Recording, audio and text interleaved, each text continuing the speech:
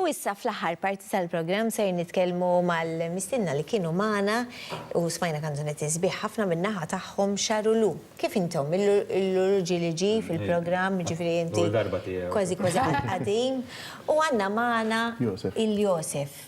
L-ewwel ħaġa li tgħidulna għaliex Xarulu minn fejn. Għalinna, mela ma smajtux. kemm inti. Ma jiena l-iskola l-muni dejjem meta ma tifhimx erġa' saqsi u jiena ma smajtx. Għax peress li kienet qed tagħmel l-introduction fil-bidu kienet eċitata. Meta tagħhom il-kampari bdew jgħidulna l-fejn Xarulu. Biċċa Ħares ma smajtix. Neħollulu. Għajdulu. Tittafal few biex terġa' tgħidilha ta' xarek. Ħataqbad Xogħol li jsibuni bħala xaru. Xi 11 sena li bdejt hemmhekk kelli xaru nokli jekk dak it-tip. Qalu li xaru. Dat tip. U Lulu Dak it-tip nokli mhix daqshekk kbira. U mbagħad Lulu. U Lulu Luk jismu. Alright. Issa kontenta x'naf. Daqshekk. Ma nafx kemm tal-Lulu ġifieri. Ġabruhom birikalla. Ros, isma'. Il-tieni kanzunetta tagħkom hija kienet fil-fatt hija xi ħaġa oriġinali tagħkom. Iva.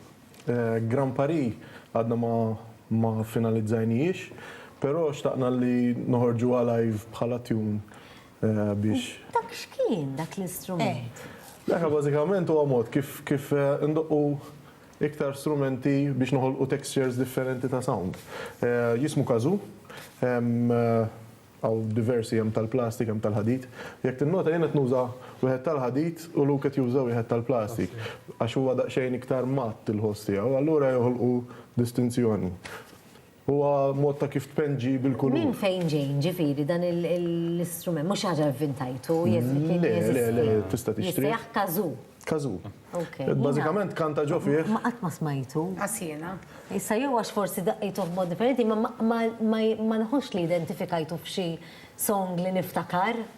Fejn jintuża li żjed hekk bħala kanzunetta. Live u hekk, mhux daqshekk fuq recording. Ma mmur xi kunċert. Inti qed kanta ġifieri tkun intonat biex tuża, mhux ġifieri ġest tista' ddoqqu kif tiġi. Kanta ġo fih. Jiddila tisni għalli għadna ma finalizzajniex, jisek għattajt jien noħroġ b'nofs il-ħwejt jew bla mejka. Mhux il-każ. Għara kemm nizwieta kien. Mhuwiex il-każ, il-biċċa hija li fiha ħafna elementi din is-song. Grand Paris fiha pereżempju l-ewwel biċċa fil-verità hija bil-violin. U qed nagħmluh bil-kazoo. Mbagħad it-tieni biċċa li qed idoqluk huwa bil-kazoo fuq ir-recording ukoll, però fiha upright bass, double bass, dak it-tip ta' ħsejjes u drums. Kif tibdlu il-leħenek, dak ġobni ġifieri ara kemm dam il-proċess biex saret din. Bdejnija fl-aħħar tas-sena Deċembru. fil-vaganzi tal-miliet. Stedinna lil Rajna Bela u lil Merkur Bruzuttil fuq drums. U il-prim violin tal-Orkestra Nazzjonali Marcellina Ġus. Ġus ukoll change id-darba. Dawla ġus. Dejjem nexxu la ġus, dejjem nexxu. Jiena ġus, Kena l-sera ġus ukoll nixtieq Tinżommu kamilleri bil-preżenza biss. Għax b'xarek le. Issa ħanibdlu l-isem. Ħanamlu qara twil. Ek naħseb. Xtaqt niġbed naqra l-attenzjoni wkoll għax kont tgħidilna li l-gitarra milta inti hekk. Illi inti tibni l-gitarri wkoll hu.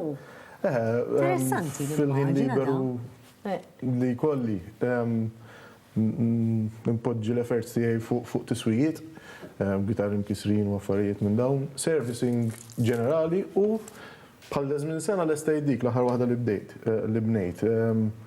Kienet xi ħaġa ta' challenge kbir, kont in-żmien ngħid minn żmien l-iskola qabel ġifieri li rrid nagħmilha.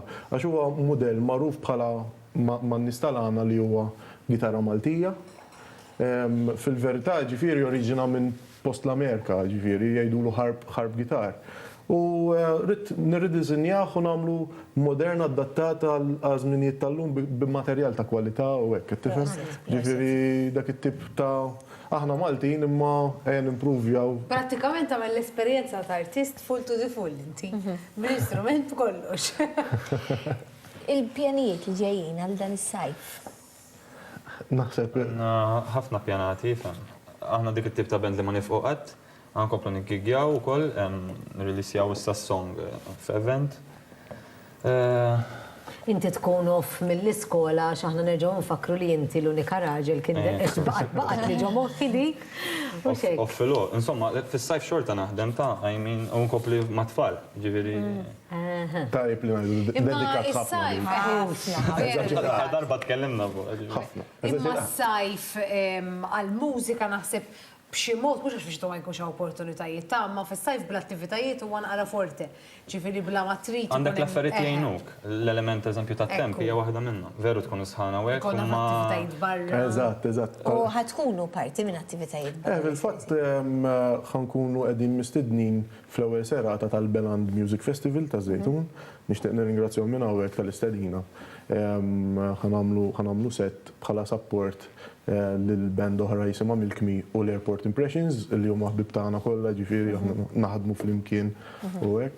U hija esperjenza sabiħa ħafna lina li nkunu nistgħu nilħqu iktar nies. Mela. Qed tifhem biex waslu kif tinnota hija daqsxejn mużika differenti, nippruvaw nagħmlu kemm dik l-spice. Spice Lab version special. Proset tassew, aħna wasalna fl-ħar, pero issa intom ħadduqna l-ħar kanzunetta minna ħatakom, illi ser tkun? Medli, proset. Sorpriżi. Aħna bħala ringrazzjament għalli ġejtu ser natukom 2 tickets. Konvinda li ħatħdu pjaċir tmorru taraw logħba rugby. Tal-ġen. Jistar isir, ara ħajlabu Malta fil-fatt.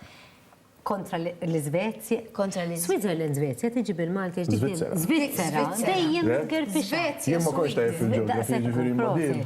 U ser isir Il-Hips Stadium nar is-sibt li ġej fis-satejn jien hemm ħankun. Proset. Irrid ma rridxin ir-raġel jgħodna m'hemmx tagħmel. U ħanibatukom tarawha, konvinta li ħadd apprezzaw it-talent tagħhom u ħadd pjaċir xi differenti. Thank you very much. U nħeġġu lilkom li tmorru taraw u tissapportjaw il-Malta. Proset. Di waħda minn dawk il-lobbiet li tmur naqra qabel biex toqgħod pjaċir il-baż għax il-baż li jiġi krejat. Tal-banda u hekk. Tal-banda, kulla vera sabiħa. Vera, wasalna fit-tmiem u qed jabta minn ħafna sinjali, fil-fatt Marija nixtieq ningrazzjakom għal darb'oħra u ringrazzja lilkom Pauline u Claire, grazzi ħafna u lilkom Marija ġennintni. Marija ġennintni. Mhux vera, miskina. Ħana dwar il-klamra, ħanerġgħu niġu.